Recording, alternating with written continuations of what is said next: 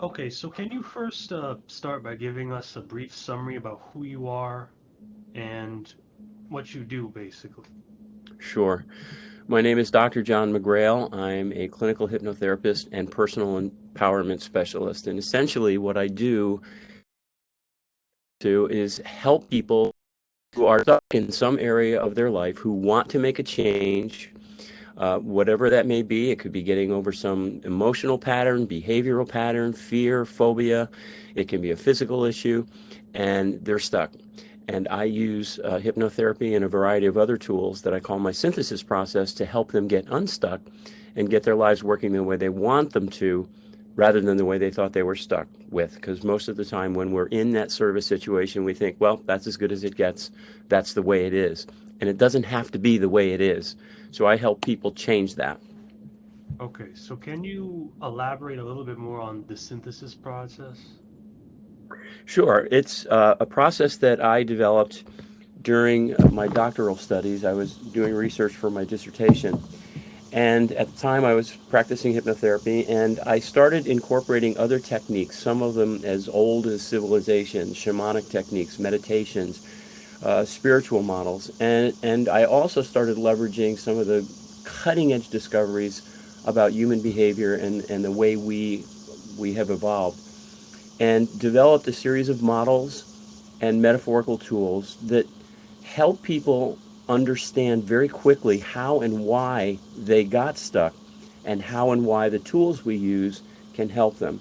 And what happened over this synthesis, because it uses both the conscious logical mind, the part of the mind we're used to using to make decisions and choices, and the much more powerful subconscious mind, which is what's controlling the show most of the time.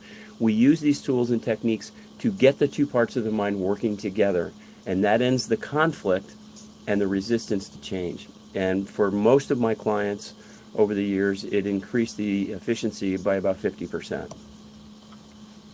So how do you get the conscious and subconscious mind to work together?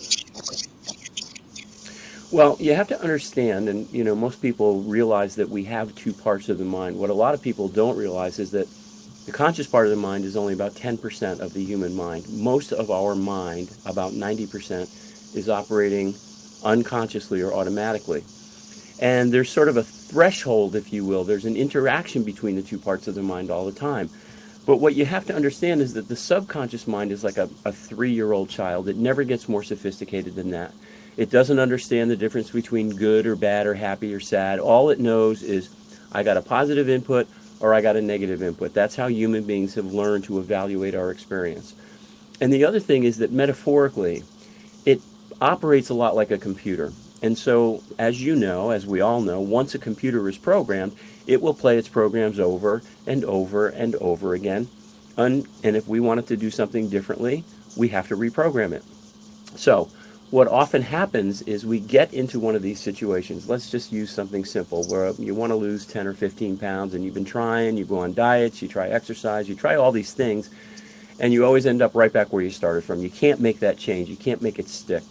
You want to, you know it would be good for you, but your subconscious computer is playing that program. I'm overweight. I'm overweight. We can't stay on this program. We have to go binge eat or whatever it is because we're emotionally upset.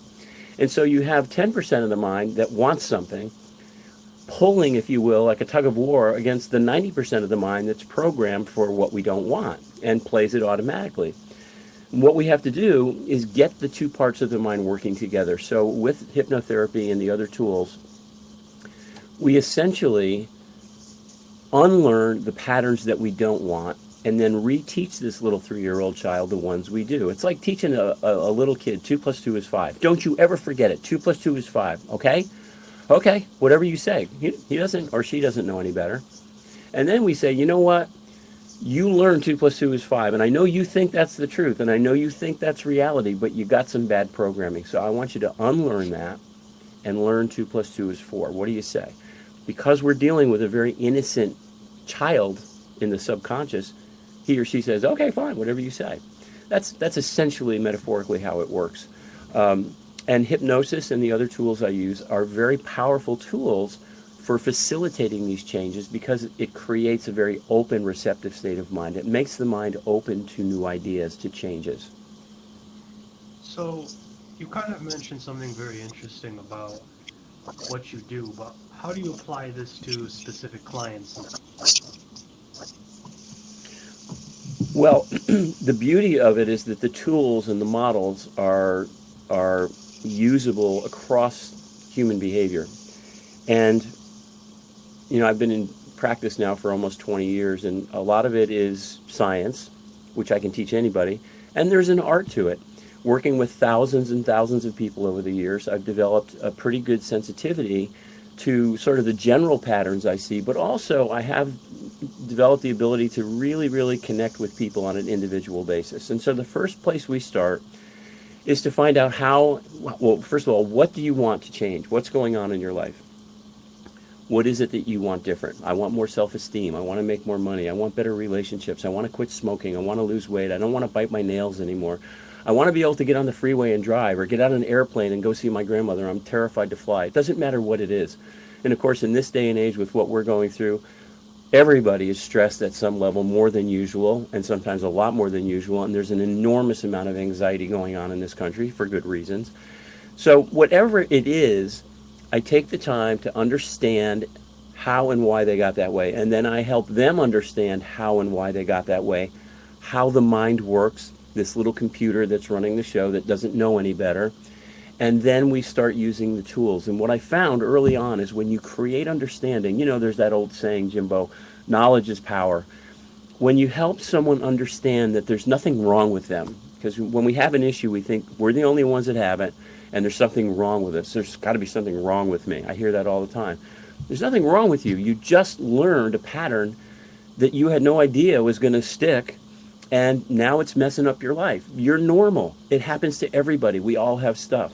So once we create that understanding, the light bulb goes off and they say, well, hey, if that's how it happened, maybe I can change it. And then, of course, we apply the tools. That's the art of it. And, some of it you can teach and some of it you can't.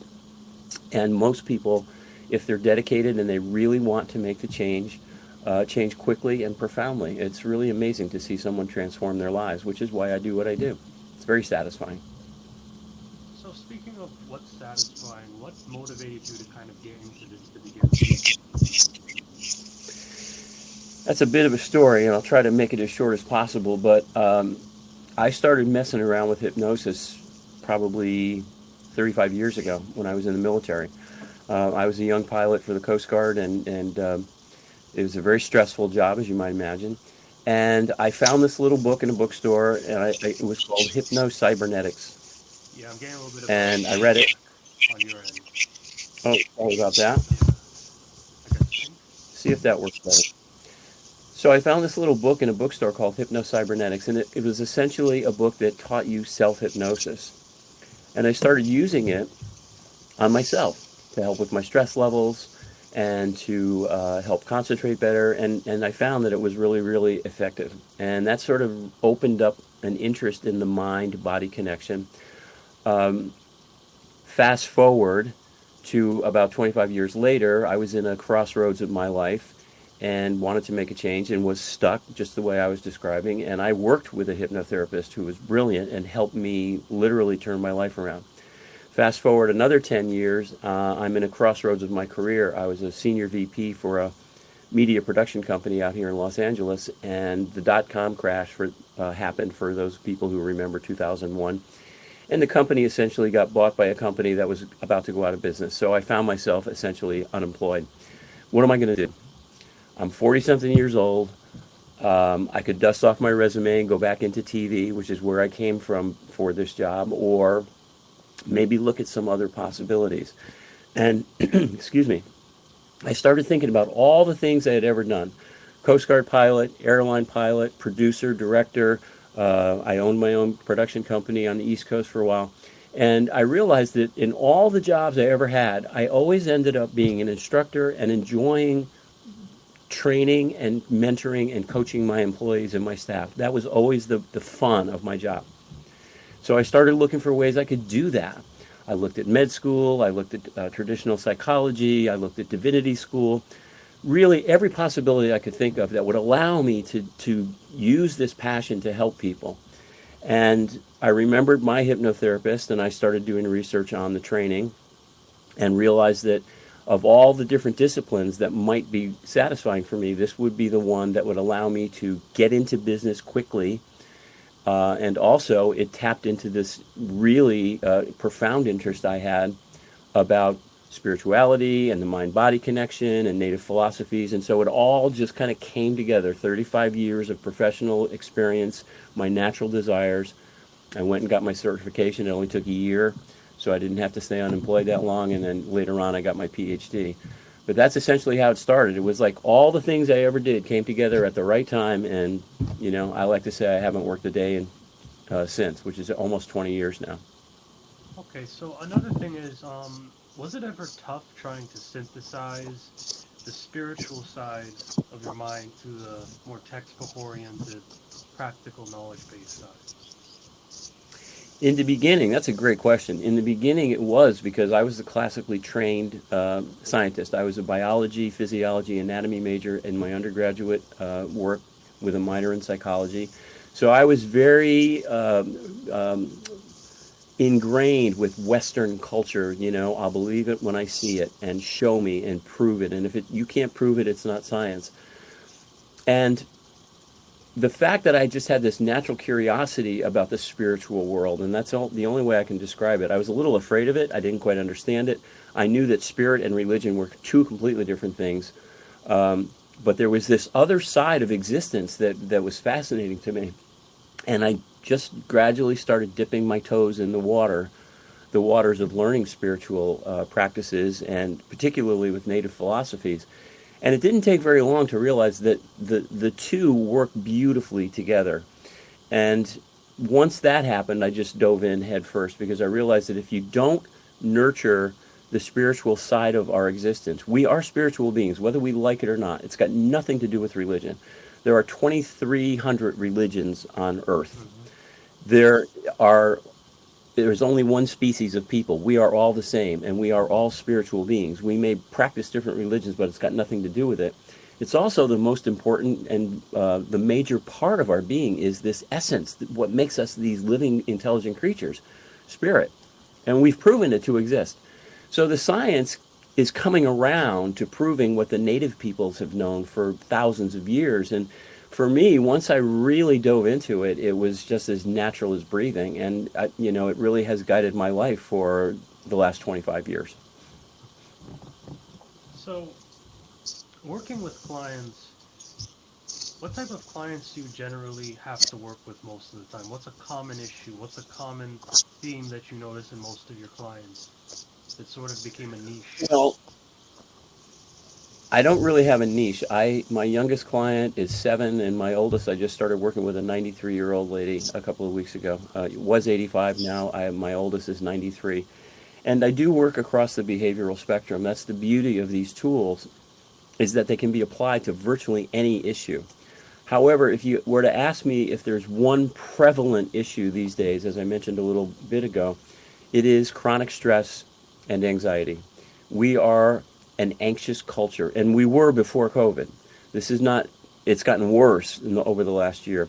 But I would say for the last 5 or 6 years, the vast majority of people I work with, kids, teenagers, young adults, mature adults, doesn't matter. Stress and anxiety is probably the number one thing because our society and our culture is so energetically imbalanced. We are so consumed with doing and acquiring and achieving and the physical world, and we in Western culture have basically neglected the spiritual side of life for so long. You make that when you get that energetically imbalanced, it causes this. So that's probably the number one thing I deal with. I've become an expert at it just because I've dealt with it so much. But anxiety is about feeling out of control. And what we do with the synthesis process and hypnotherapy is help my clients, young and old alike, regain that sense of control over themselves and reestablish that energetic balance. And once that happens, then they can cope with anything, even this craziness we're dealing with today. So I'm interested to know, how is this therapy process done? Do you have to ask your client to buy certain instruments, or do you just kind of put them through like I don't know, a session or an exercise? How does that work? Well, there are no instruments that need to be purchased. I ask for an open mind. You can be as skeptical as you want. I ask for a sincere desire to make the change, and it's got to be for yourself, not because someone else wants you to do it. You have to be willing to commit to yourself and do the work because it is a process. And then the rest is really about guiding the client through this process. As I said before, creating understanding, that's number one. Explaining how it works, explaining why we get the way we do, how we get stuck. And as I said again, everybody, I don't care who you are, at some time or another, or maybe many times in your life, have issues that we just can't solve on our own. And we have this stigma in our culture about getting help for emotional issues or behavioral issues. You know, if you have a toothache, you go to the dentist, no big deal. If your car gets banged up, you take it into the mechanic. You don't fix your own car. But God forbid, if you have an emotional issue, a behavioral issue, a habit, or something holding you back, oh, you're supposed to suck it up and get through it because there's something wrong with me.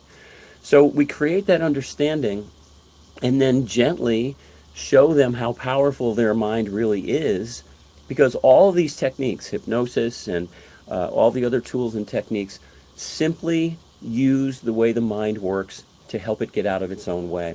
It is completely natural, it is completely safe, but it happens to be very, very powerful. Hypnosis, which is one of the primary tools I use, obviously, has been in use for 7,000 years as a healing tool, since the dawn of civilization. So if something's been around for 7,000 years, there's got to be a reason for it. And the reason is that it works really well if you know what you're doing and if the client really wants to do the work. And to answer the last part of your question, it is a number of sessions. Everybody responds differently because every mind is different. But usually, with my clients at least, and I can't speak for other people, 3 to 6 sessions is sort of an average ballpark for, the run-of-the-mill issues that I deal with. Some people need more or want more. Some people need less. Everybody gets a personalized course of treatment because every mind is different and everybody responds at their own pace. Okay, so I see you mentioning hypnosis quite a bit, and hypnosis was a thing used in the past, as you said before. So is it normal you know, for you to put people in a hypnotic state most of the time? And was this actually done previously in the past as well? As I said, hypnosis has been in use for thousands of years. The ancient Egyptian culture built temples that they called sleep temples where people would go and be induced into trance. What a lot of people don't understand is that hypnosis in and of itself is a natural state of consciousness. We all do it every day, whether we know it or not.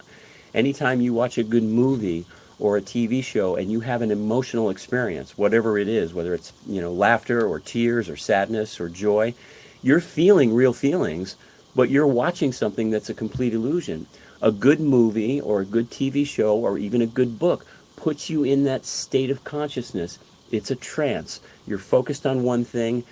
All the other distractions go away. Notice when you're in a movie theater especially, you don't notice the other people. You don't notice anything. You're in a dark room. You're focused on the screen.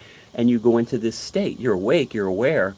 But everything disappears except that experience. And then your mind, your subconscious mind, which is only 3 years old, feels real feelings, even though it's watching something that's a complete illusion. So also we are in a very open, suggestible state of mind when we're in that state of consciousness. We want to enjoy the movie. Now, if you go to a bad movie and you sit there and say, oh my God, this sucks. Why did I spend all this money on this crappy film? You don't go into hypnosis. So that part of your mind that says, no, no, no, this isn't real, doesn't go away. It doesn't shut down. And you don't have that emotional experience. So reading a good book, daydreaming, watching a movie or TV, getting zoned out on the freeway and forgetting where your exit is, or getting where you were driving and you can't remember how you got there, you've been in hypnosis already. It's a natural state of consciousness. When we use it as a therapeutic tool, we ask the mind to enter that state of consciousness on purpose. We guide it into that state of consciousness. That's my job. All the client has to do is let it happen because they do it every day anyway.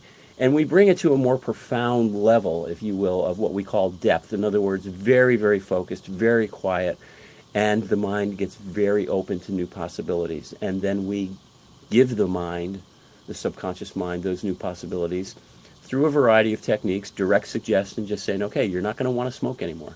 That works for some people. Or we may do it through image or metaphor. You know, you see a cloud of smoke and it makes you sick. It all depends on the person. That's the art of it. But when the mind is in that state of what we call suggestibility, it's open to new possibilities, and that's how the tool works. I also need to say, and I'm sure people are out there wondering, we cannot make anybody do, think, say, or feel anything they do not want to. Everybody's always afraid you're going to take me over, you're going to make me cluck like a chicken or quack like a duck. First of all, if I could make people do what I want them to do, I would do it. I would create an army of minions to go out and solve all the world's problems. It doesn't work that way. I can't make you do anything you don't want to do. I can only help you create and achieve what you want. But it is a very powerful tool to make that happen. It's really important, though, that people realize that they're always in control. No one can make them do anything or think or say or feel. So I think, when people think of a hypnotist, the first thing they think of is perhaps a performance hypnotist. I Sure. understand that you're definitely different from those types of people, but could you kind of elaborate on how you are different? Oh, absolutely. You know, start with this fact. Hypnosis is simply a state of mind. Everybody experiences it every day. When you're in that state of mind, you become suggestible to possibilities. A stage hypnotist, the first thing they do when you go to a stage show and they say, okay, who wants to come up and play? Who wants to be part of the fun? And a bunch of hands go up in the audience. Of those people who raise their hands, now remember, who wants to come? So they want to be in the show. That's number one. Then the hypnotist brings them up and does some testing to see how suggestible they are, because there is a certain percentage of the population that has the ability of going into a very deep state of hypnosis very quickly. Not everybody can do that. But in that group of volunteers, the hypnotist knows there'll be enough of them that can. Some get sent back to their seats, some stay on stage, and after a few rounds, they have the dozen or so people. By the time that part is over, those folks are already in hypnosis. They don't even know it yet. So when the hypnotist says, sleep, they go right into a nice deep trance. And then they happily do all those zany things because they want to be in the show. Now, I use the very same state of consciousness to help people create changes in their life. I don't make people quack like chickens or quack like ducks or cluck like chickens. You have an issue, you're stuck in that issue, you want to change that, and this same state of consciousness will help you do that. It takes reinforcement, it's not one and done. There are going to be a number of sessions. I give you exercises to do to reinforce the new patterns, but if you commit in a very short period of time compared to how long you've been suffering, your life will be vastly different. So it's the same state of consciousness. It's like a hammer. You can use a hammer to bang in a nail, or you can use a hammer to hit somebody on the head. It's just a tool. What you do with it is the difference, but it's just a tool. Now, there's also a lot of books out there that provide things called self-hypnosis, where you could Yep, actually hypnotize yourself. that's correct. Do you also distribute things like self-hypnosis? Because, you're a busy man. You can't hypnotize Well, people personally all the time. most of the work I do is with individual clients, and I have a corporate side of my business where companies hire me to come in and do motivational seminars and keynotes and talk about performance improvement, help their salespeople get motivated and their customer service people. I have a whole course that teaches people how to communicate at a subconscious level so that your prospects and clients actually feel compelled to do business with you. It's very powerful. But part of the process of doing hypnotherapy with clients is teaching them some basic techniques for self hypnosis so they can reinforce the new behaviors. I also sell a variety of products on my websites for weight loss, for quitting smoking, for general well being, and for sleeping issues, because there are a lot of people that have trouble sleeping. So they can download these programs and then take themselves through the program. It's very much based on the same techniques I use in the clinic, but I sort of generalized it so it's more generic, and it works very, very well. So yeah, people can learn to hypnotize themselves. There's an old saying in the business that all hypnosis is self-hypnosis. You have to allow yourself to enter that state of consciousness. I can guide you there, or you can learn to do it yourself. It's easier when someone guides you there because you don't have to play both roles. You're not the client and the hypnotist at the same time. That takes a little practice, but it's very doable. Now, perhaps this. Now, there are going to be some people here that would like to actually use hypnosis to improve the quality of their life. How is hypnosis useful, or more useful, in fact, than affirmations? Or maybe how is hypnosis helpful for developing habits a lot faster? Could you kind of elaborate on that? Yeah, and it goes back to the difference between the conscious mind and the subconscious mind. You know, when you do affirmations, which are very powerful, and they are part of the synthesis process, I have people doing affirmations. But you have to remember when you're saying an affirmation like, I am calm and focused in front of groups, I speak with ease and eloquence every single day. Well, that's great, but you're just saying that at a conscious level. When we use hypnosis, combined with that, we're tying in the much more powerful subconscious mind. And when that happens, again, if you think of a tug of war, 10% of the mind is conscious, 90% of the mind is subconscious. If you have a subconscious program that is holding you back, it's awful hard for 10 guys on that rope to pull 90 guys into the mud or to win the war. But when you get the 90 guys on your side and everybody's moving in the same direction, it becomes very, very easy. So that's why hypnotherapy and these other techniques can be so powerful for helping implement these changes, because we get both parts of the mind working together. There's no more conflict. You can say affirmations until the cows come home, but if it's just at a conscious level and you're not addressing the underlying programming, it's going to be a much longer row to hoe. And you may or may not be successful. But when you get that subconscious mind on your side, you get that 3-year-old computer reprogramming itself for the patterns you want. Then suddenly you're standing in front of that group of people speaking eloquently and with ease, and you really are, because that's how you feel. You're not just saying it, you're feeling it. So, what's the specific experience with a client that hits you the most? Well, I would say two parts of it. In the beginning, when they come in and they feel broken, and they feel like there's something wrong with them, that they're deficient, and they understand very early on, usually in the first session, that that is not the case, and that there is not just hope, but that there is a way to get out of whatever it is that's holding them back. Let's just take anxiety. And that they can learn to get in the car and drive on the freeway without anxiety, or get on the plane, or whatever it is. Anxiety hangs its hat on many different issues in life, but it's all the same thing. That is a very gratifying moment when I see the light bulb go off and they think, oh, maybe there is hope for me, maybe there is something. And then, of course, at the end, when we're finished and they feel fantastic and their life is working great and they feel powerful and motivated, and it's like, wow, this is a new day, and it usually only takes a few weeks. That is a very gratifying moment. And in between, it's fun because that's the work of it. But if you ask for the moment, it's the beginning when I see them and help convince them that there's hope, more than hope.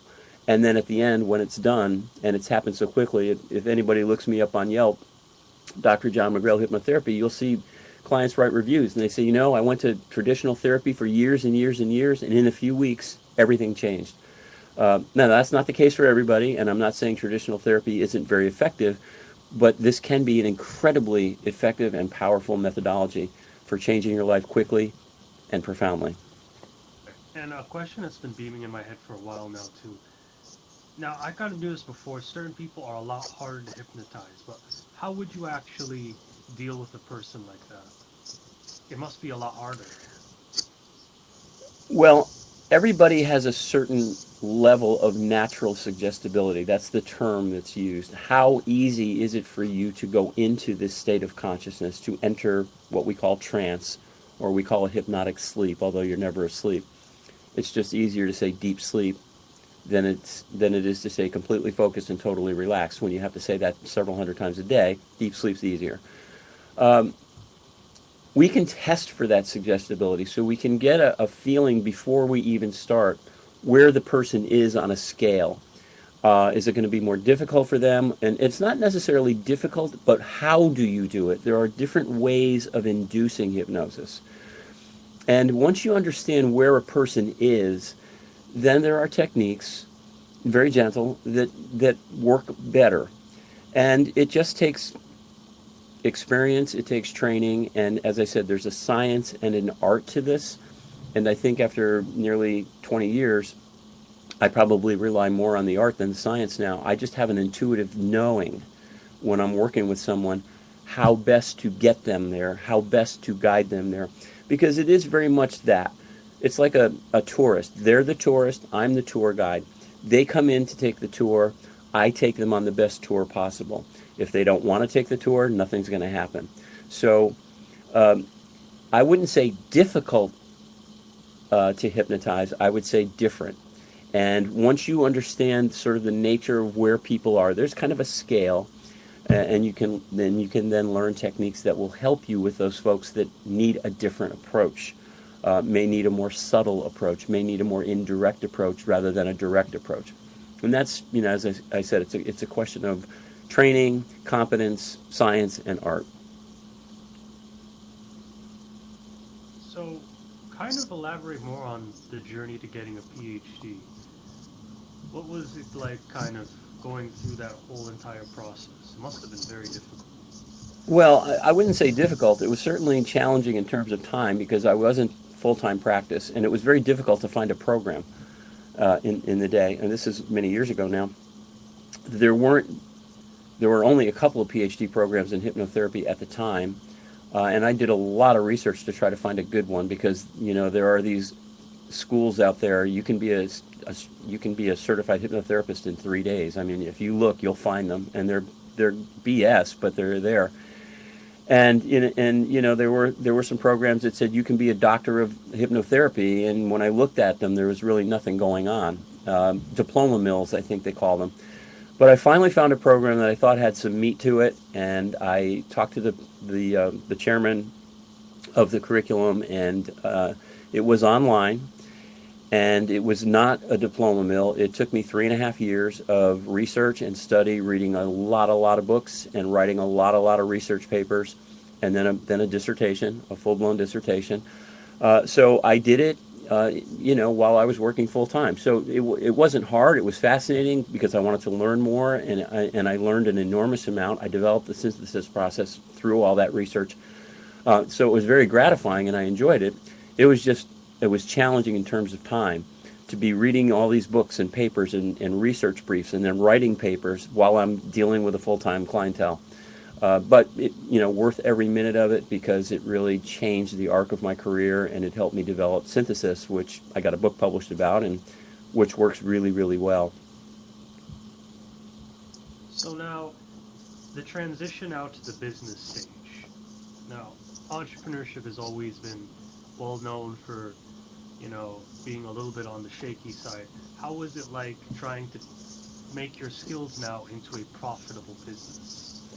Well, as you said, it is like any business, and it's interesting because many of the people that I went to school with never ended up actually doing it because they love the work and they love working with the clients, but they weren't able or willing or both to do the business side of it. And so when I first started, it was marketing, advertising, doing free presentations. There's a chain of grocery stores called Whole Foods. I'm sure most people have heard of it. It's nationwide now. But Whole Foods in LA used to have this program where people like me, uh, in the evening, they would have a room up above the store where you could go and do a free presentation. And so I would do free presentations, sometimes to as few as 3 people. This hour presentation. This is hypnotherapy. This is how it works. This is what I do. I would advertise. I did job fairs and health fairs, and I just put myself out there and did the grunt work. Built a website, all the stuff that you have to do to run any business.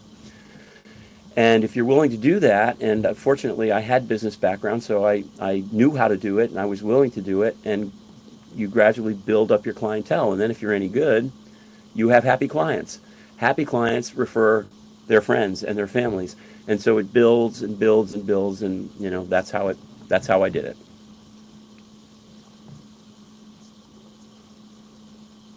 So, what else? What was probably the hardest obstacle you had to deal with when reaching your goals? Well, I would say the hardest obstacle is the fact that, one, we have this stigma about mental health in our country, in our culture, not just the United States, but in Western culture. There's a stigma about getting help for emotional issues. It's starting to ease a little bit. More and more people are warming to the concept of therapy. But there is that resistance because people are either afraid or think that they're supposed to just suck it up and get through it on their own. So you have to get by that. And I had to get by the natural resistance and the myths and misconceptions about hypnotherapy because people think that they're going to lose control, that we're going to take over their mind, and all that nonsense because they see stage shows and they think, oh, well, those folks are definitely out of their mind. So you have to get by the resistance and the mythology around hypnosis as a therapeutic tool, and that still exists. Again, it's becoming more and more mainstream. It's becoming more and more popular because people are realizing that it's so effective. But those are two of probably the biggest challenges. And then, of course, just doing the business side of the business while you're practicing and doing the fun side, which is helping people improve their lives. Those were the biggest challenges. Some of them still exist. I still face that resistance every day, and I still get out there. I do shows like this now, and of course, I have a pretty good presence now online. I'm pretty well known in the industry and around the country and even around the world. I've got clients all over the world now. But there is still that misconception and resistance that people have that you deal with it every day.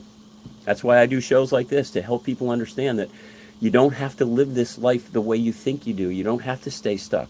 There is help, and it's very powerful help. Right.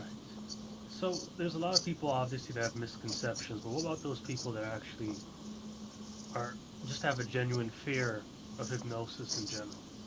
Well, some of them I may never reach, and some of them, if I get a chance to really show them how it works and they realize how natural, how simple, how wonderfully relaxing it feels. I mean, when you come out of 20 minutes of deep hypnosis, it's like you just had a nice nap. You feel so wonderful.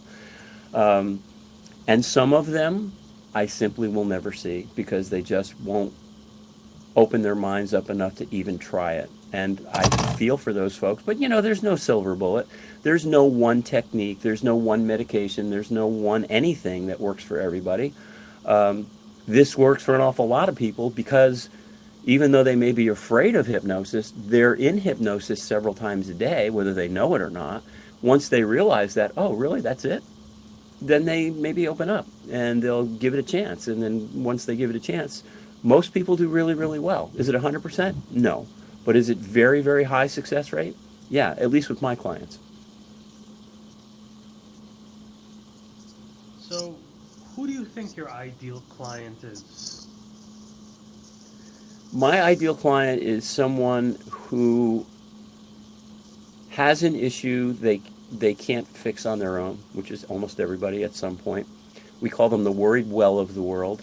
They don't have any organic brain damage. There's no, diagnosed mental illness like schizophrenia or something like that because hypnosis doesn't work with some of these conditions. They're sick and tired of feeling this way. They have some glimmering that there could be a better way, and they want to make a change and they're willing to do the work. They realize that there's no magic. I can't tap them on the head with a magic wand and make it all go away. And they're open.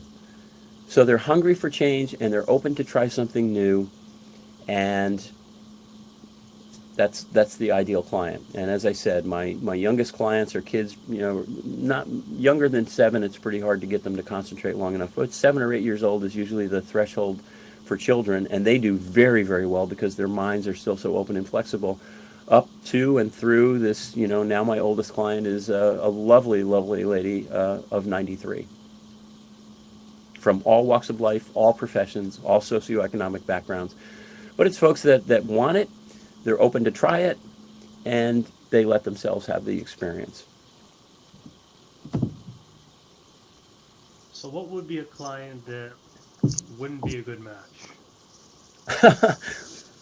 A client that was closed minded, that was resistant, or that doesn't believe that the mind controls our reality. Whether we like it or not, our reality is something that we create. It doesn't feel that way, which is why so many people have a trouble. It feels like life is happening to us, but that's not the case. Our mind is what controls how we perceive the world. Our experiences are processed through our mind.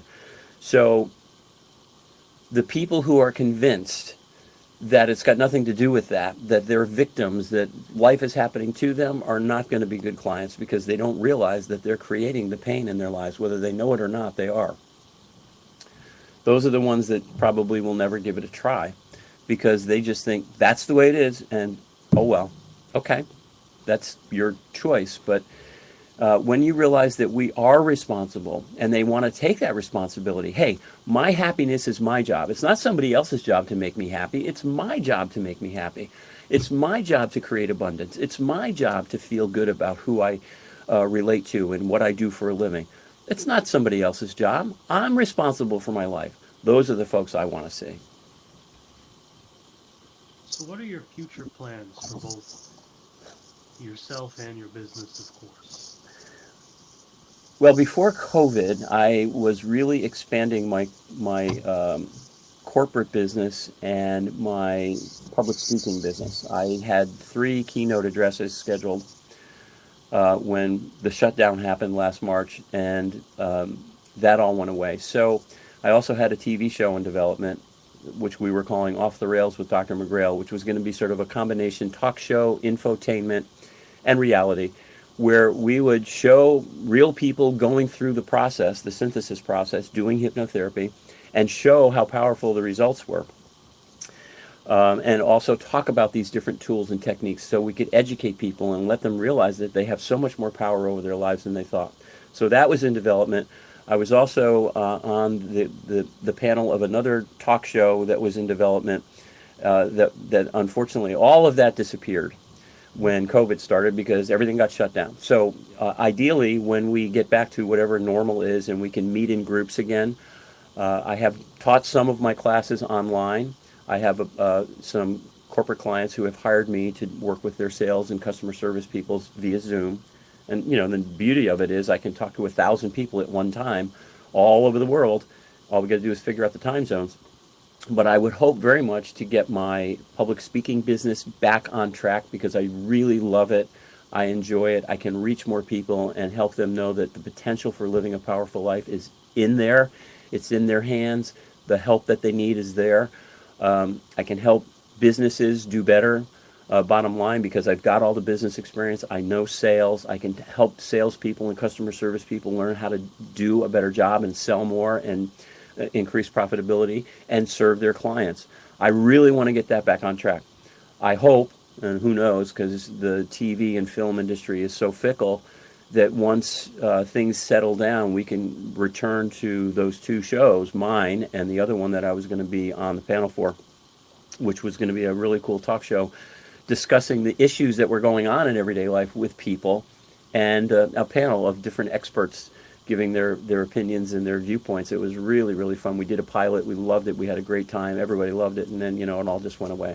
So I would really like to get that part of my business back on track and growing, traveling around, doing seminars, doing workshops, to large groups of people so that I can reach more people and help this transformation that is starting to happen in our culture, where people are starting to realize that we can marry science and spirituality together. And when you do that, when you create that energetic balance, life is just so much better. So I want to reach as many people as I can to help them understand that you can have an incredibly powerful, abundant, joyful life if you just get the right help and you use the right tools. That's the part that I really want to focus on. My clinical practice is pretty much in place. I rely almost completely on referrals now. I've worked with thousands of people over the years. They send me their friends, their family, and so that's sort of just, I still enjoy it. I'll still do it, but I would probably do a little bit less of the individual work and more of the group work once things get back to whatever we consider normal. So I noticed you mentioned public speaking quite a bit, and I think public speaking may be, a very lost skill now. Do you think public speaking is, the best outlet to really connect to people? Well, it's really interesting because people are getting more and more used to working online in a format like this. I'm doing all my sessions on Zoom. What few corporate outings are there now, and by the way, if there are any businesses out there that want to talk to me about those kinds of trainings, I'd be delighted to do it because I have developed these courses for Zoom.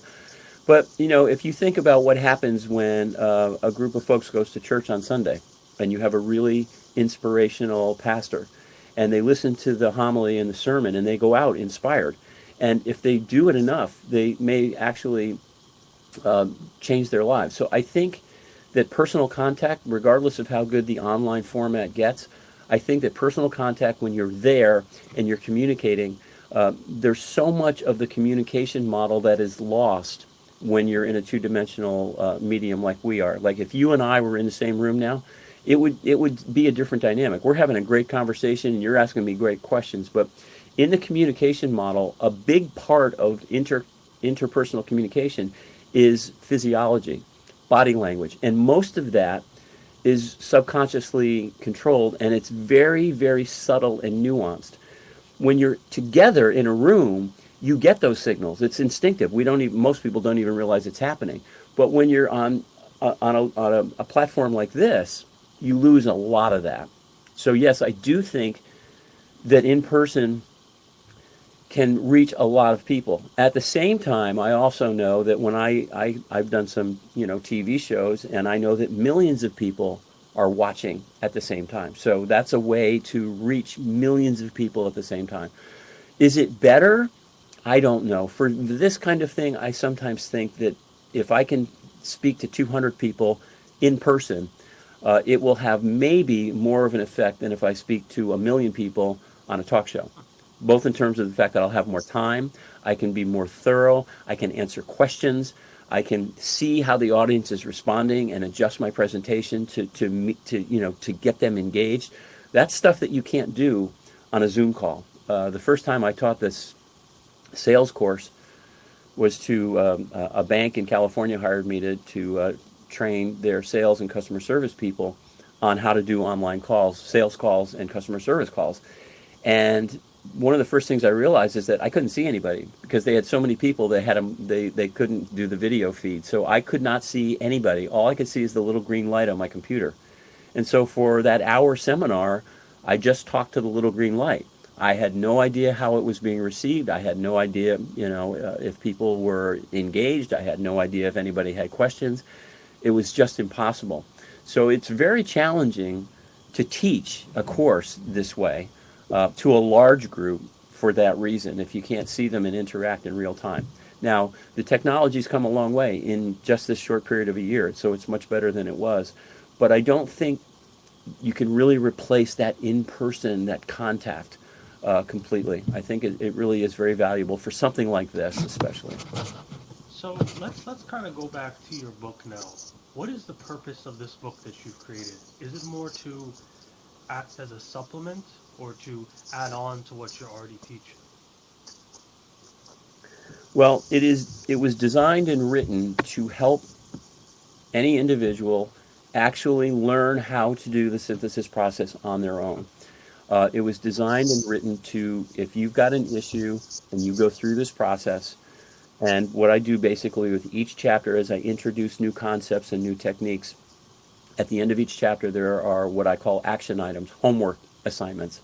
And so it was written to educate, it was written to entertain. It's very light in its tone. There's a lot of humor wherever I could put it in. Um, there are a lot of stories from real people, client stories. These are real people just like you, just like me, that went through this process, and this is what happened to them. So the reader can say, "Hey, if she can do it, maybe I can do it." And at the same time, while all that's going on, education and creating hope, I also teach them how to do the work. Now, again, it's meant to be a standalone. Ideally, you could read the book, and if you did it in the way it's set up, and it's not like, okay, just sit down for 2 hours and read this book. In the very beginning of the book, I say, look, this book is meant to be taken in little chunks. Take it a chapter at a time, a concept at a time. Do the homework because the homework builds. By the time we're at the end, you will be doing the synthesis process. That's what it's meant to do. Is it completely successful for everybody? Of course not. However, I do also find that clients that I'm working with in person very often will read the book, and that really enhances their experience because there's just so much more stuff. So yes, it is a supplement, but that's not what it was designed to do. It was designed to help someone empower their lives learning this process, which works really well, is very simple, and can be very easy if you let it. So perhaps the most optimal way of maximizing what you could do for your client is if the client talked with you and while at the same time he read the book in his own time. Yeah, ideally, and I have a seminar which is probably 2 half days or maybe one day. It's going to be a weekend seminar called "Experiencing the Synthesis Effect," where I will hopefully, with a room full of people, take them through not the book but the process, using the book as a guide, because the way the book was set up really does build upon itself. And I worked really, really long and hard to get it into a format where it made sense and the sequence made sense. The one thing that when I'm working with an audience or a single client is it's a three-dimensional environment. So I can bring in things three-dimensionally. In a book, you have to go in a straight line. You can't do it three-dimensionally, and that was a bit of a challenge at first to figure out how to do that. And it took quite a long time to do it. I call it chicken and eggness. Here's the chicken, here's the egg, which comes first. So I did finally address that in the book, but it's easier to do that chicken and eggness when you're with people because you can do it in 3 dimensions and not in a line. It still works very, very well, though. The reviews of the book have been, I'm gratified to say, incredible. It's good to know, good to know. So, do you have any final remarks to say to the audience or just in general? I do, and thank you for that opportunity, and also thank you for some really great, insightful questions. The one thing I like to leave every audience with is this knowledge. Everybody, every single person in the world, at some time or another, is going to have something in their lives that's holding them back that they're not going to be able to overcome on their own. It is normal. It happens to everybody. That's number one. Number two, everybody, and I do mean this, everybody has within them everything they need to overcome whatever challenges they're facing. You will probably need a little assistance because of the way the human mind works. It's not your fault. There's nothing wrong with you. We are inherently resistant to change, even when the change we know we want will be good for us. We are human beings. It is in our DNA to resist change. But if you get the right help, you can overcome anything and you can create the life of your dreams. Everybody has the ability of doing that. And so I want you to know that. If you leave with that one thing and then start looking for the help, and by the way, if anybody wants to reach out to me, I'm often always happy to lend them guidance in that search. It doesn't have to be me that they work with, but I help them. And in the book, I also have a section where helping people find the help they need once they decide they want to take charge of their lives and change whatever it is. So everybody has problems.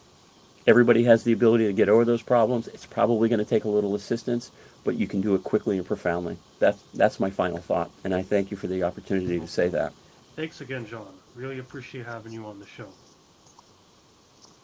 Well, Jimbo, it's been a pleasure, and I think you're doing a great service by giving people a chance to get this kind of information.